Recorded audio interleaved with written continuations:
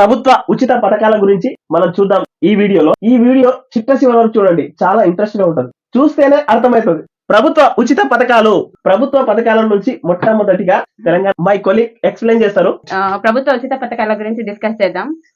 ప్రతిసారి ప్రభుత్వాలు ప్రజల్ని మభ్యపెట్టేది ఉచిత పథకాలను గురించి, కానీ దాన్ని మనం వేటిని ఎంతలాగా వాడుకుంటున్నామో ఈరోజు చూద్దాం.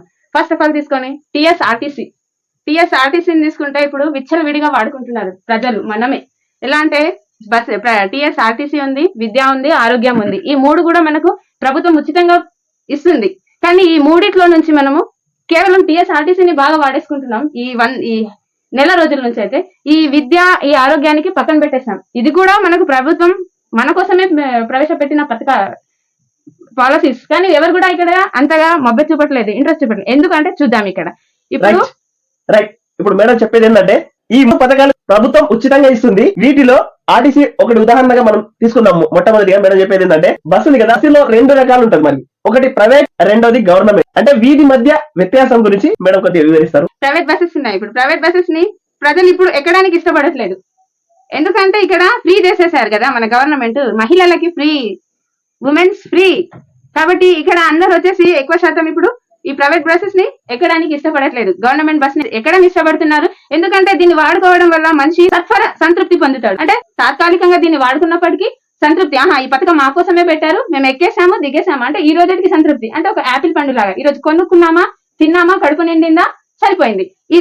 దీన్ని ఇంతలా వాడుకోవడం వల్ల ఈ టైం 21 మేడం చెప్పేది ఏంటంటే ఏదైతే తెలంగాణ ఆర్టీసీ ఉండేనో గతంలో, ఉదాహరణ నేను చెప్తున్నా, గతంలో కేసీఆర్ ఆర్టీసీ అనేది ఆ బ్రహ్మదేవుడు కూడా రక్షించలేడు, కాపాడలేడు. కాబట్టి నేను ఆర్టీసీని తీసేద్దామనే ప్లాన్ లో ఉన్నాను అని ఒక ప్రకటన చేసి వాళ్ళకి దాదాపు 72 రోజులు సమ్మెకు దిగితే వాళ్ళకు పిలువ కరాఖండిగా చెప్తూ ఆర్టీసీని తీసేస్తామని చెప్పారు. అయితే ఇప్పుడు ఉన్న కాంగ్రెస్ దానికి ఆర్టీసీ ఏదైతే ఆర్టీసీ ఉందో ఆ ఆర్టీసీనే బ్రహ్మదేవుడు కూడా అని చెప్పిన ఆ ఆర్టీసీకి ఫ్రీగా చేస్తానని ఇక్కడ కాంగ్రెస్ ప్రభుత్వం ఫ్రీ చేసింది. ఫ్రీ చేయడం వల్ల ఇక ఒక చిన్న లాజిక్ కండిషన్ పెట్టింది. ఏంటంటే కేవలం స్త్రీలకు మాత్రమే అని చెప్పింది. ఇక్కడ రెండవది మేడం చెప్పేది ఏంటంటే ప్రైవేట్ వెహికల్స్ కూడా ఉన్నాయి. అంటే ప్రైవేట్ వెహికల్స్ లో ఎక్కే జనాలు సపరేట్ ఉంటారు. అంటే కొద్ది గొప్ప డబ్బు ఉన్న వాళ్ళు ప్రైవేట్ బస్సులో ఎక్కుతారు. పేదలు, నిరుపేదలు మాత్రమే ఆర్టీసీ బస్సుని ఎక్కుతారు. అందులో గ్రామీణ ప్రాంతాల ప్రజలు, సిటీలో చిన్న చిన్న ఉద్యోగాలు చేసుకునే ప్రజలు ఉంటారు. అంతే కదా. మహిళలకి అంటే చిన్న చిన్న ఉద్యోగాలు చేసుకునే వాళ్ళకి, అక్కడ నుంచి ఇక్కడికి మార్పిడి అయ్యే వాళ్ళకి, రోజు నిత్యం పొద్దున సాయంత్రం ఉద్యోగాలు చేసుకునే వాళ్ళకి చాలా బాగా వాడుకుంటున్నారు. వాళ్ళకి ఉపయోగపడాల్సిందే. ఎందుకంటే వాళ్ళకి వచ్చే కొద్దిపాటి శాలరీలో వాళ్ళు పొద్దున సాయంత్రం ఆటోలకు బతుకోలేక ఫ్రీని వాడుకుంటారు.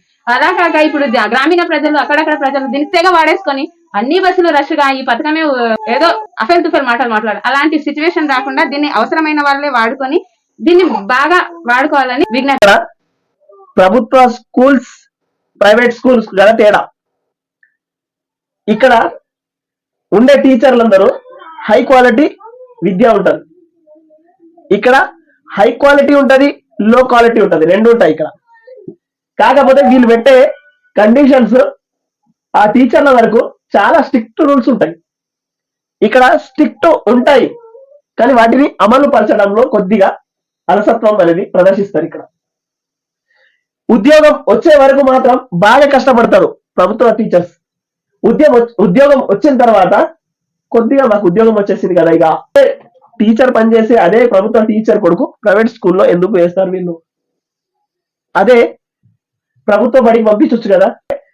క్వాలిటీ ఎడ్యుకేషన్ అంటారు, ఇక్కడ క్వాలిటీ ఎంప్లాయీస్ ఉంటారు, ఇక్కడ క్వాలిటీ విద్య అంటారు. వీటి రెండుటి ఉన్న డిఫరెన్స్ ఇది. కానీ వీళ్ళు తలుచుకుంటే, ప్రభుత్వ ఉద్యోగులు తలుచుకుంటే పిల్లలు ఎక్కువ క్వాలిటీ విద్యని అందించగలుగుతారు. కానీ అలసత్వం అనేది ఎక్కువగా వస్తుంది. ఇక్కడ ఫ్రీ ఇస్తున్నప్పుడు ఇక్కడ కూడా విద్య మనకు ఫ్రీ వస్తుంది. ప్రజలు దీనికి 100కు 100% దీన్ని కూడా ఉపయోగించుకోవాలా అనే ఉద్దేశం ఇక్కడ ఏం లేదు. ఆర్టీసీని ఎట్లయితే మనము ఫ్రీగా ఉపయోగించుకుంటున్నామో ఇక్కడ ప్రభుత్వ విద్యని కూడా 100కు 100% ప్రైవేట్ స్కూళ్లకు ప్రిపరేషన్ ఇవ్వకుండా, ప్రైవేట్ విద్యని మనము ప్రోత్సహించకుండా గవర్నమెంట్ బడి ఏదైతే ఉంటుందో దానికి ఎక్కువ విలువ ఇవ్వాలి మనం.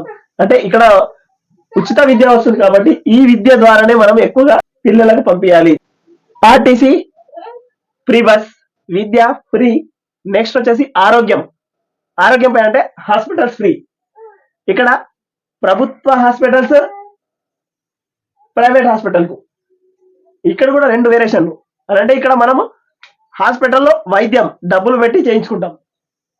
రెండోది ఇక్కడ గవర్నమెంట్ హాస్పిటల్స్, ఇక్కడ కూడా డాక్టర్స్ చాలా క్వాలిటీ గల డాక్టర్స్, అంటే హై క్వాలిటీ డాక్టర్స్ ఇక్కడ ఉండేవాళ్ళు.